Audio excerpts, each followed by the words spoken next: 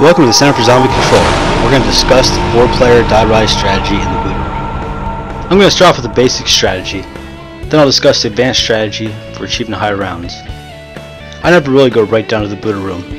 I lay down the foundation by following the best die-rise start strategy, then I'll stay on the roof and collect all my perks and my weapons using the 4-player strategy for high rounds. Even I can't screw this up! Once you have good weapons and the essential perks, you can set up in the booter room. I like to move down here at round 20. You can come down here earlier, but I find it sometimes can be boring as there's not a lot of zombies. 3 players should hold down the walkway in the far corner of the booter room. 2 of those players will shoot oncoming zombies, while a third covers the runner and offers support to the shooters when needed. A trampoline can be placed down to help protect these players. As the rounds get higher, the trampolines will break more often. It's a good idea to have all players equip trampolines, that way they can replace the broken trampoline. The 4th player will run a train down below. Once that player gathers a large train, they can run up the pole and across the walkway. This will put the zombies in a straight line so the 2 shooters can take them all down. The runner will drop down right before he hits the trampoline and gather another train. Since the runner won't be getting a lot of kills, players should take turns being the runner. However, if only one player is able to be the runner, then the runner can instead alternate between bringing zombies up above and finding a good spot to stop and shoot. This will allow him to gather kills in between bringing trains up to the group. A lot of games end because a player runs out of ammo. By taking turns, one player will always be using ammo while the other one's not shooting. Lining up the zombies allows each bullet to go through multiple zombies. Less total bullets will be needed to take down a horde of zombies this way. Players can either switch between rounds, or directly after bringing a train up, the runner can come back up, turn around and shoot the zombies as they come up. The next runner should drop down and start gathering a train.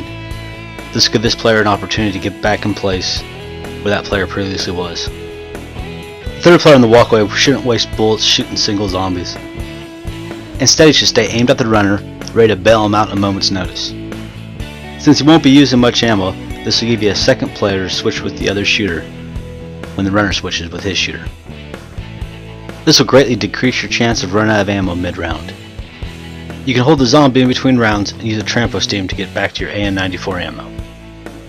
You can jump across the power building to get ammo for your AN-94, grab perks, pack a punch, or ride an elevator up to the roof to gather supplies. You can use a trampo steam to get back over to the booter room. This is a nice wide open area. There's a lot of options. It's nice having a player up above watching your back, but I like to use it as a last resort. It's important to always watch the zombie entry points. This will allow you to make decisions and change your route in order to avoid zombies blocking your path. You want to use caution when going through bottlenecks. If there's a lot of zombies on the other side of your bottleneck, you might want to decide to change your path. If you see trouble ahead, you can tell the player above to go ahead and clear out that area. When you do get into trouble, watching those entry points will allow you to change your route. I gotta change my route since my screen is completely red. I can't get hit again. I'm actually going the opposite way, and I'm able to pull out. Use my claymores to take out a big horde of zombies. Buy myself some time to get reorganized and start running in the direction I'm comfortable. It's going to require 4 solid players that are willing to use teamwork. If you're more concerned with getting more kills than your teammates than you are with making it to a high round, then this strategy is not going to work for you. In order to make it to high rounds, you got to overcome having limited ammo, decrease the time that you're running in between rounds so that players don't get bored, and limit the chance of causing the domino effect that occurs when one player goes down, a second player goes to revive him and goes down, and so on.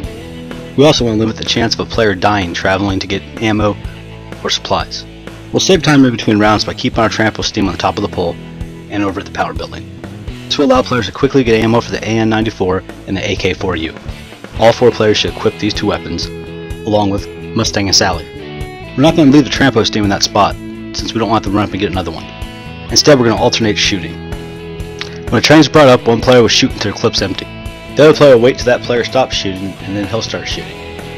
The 3rd player will still watch the runner, but they'll be holding the Mustang and Sally. If the player running the train gets into any trouble, they'll yell fire. The player up top holding the Mustang and Sally and watching him will already be locked on, ready to fire.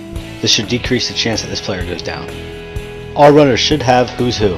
This way if they go down, that same player can light up the area, let them revive themselves. The runner should only shoot when absolutely necessary. When the shooter's run out of ammo, he'll have a full gun and he can make a switch. I call this the advanced strategy because it takes complete teamwork, 4 players that can keep themselves alive and fully stocked. By holding a zombie after each round, you get more ammo and have the need to travel during the round. Because your ammo and your trample steams are close, it shouldn't take very much time to get all your stuff. Thanks for watching, subscribe to my channel, and visit the Center for Zombie Control. You must act with haste.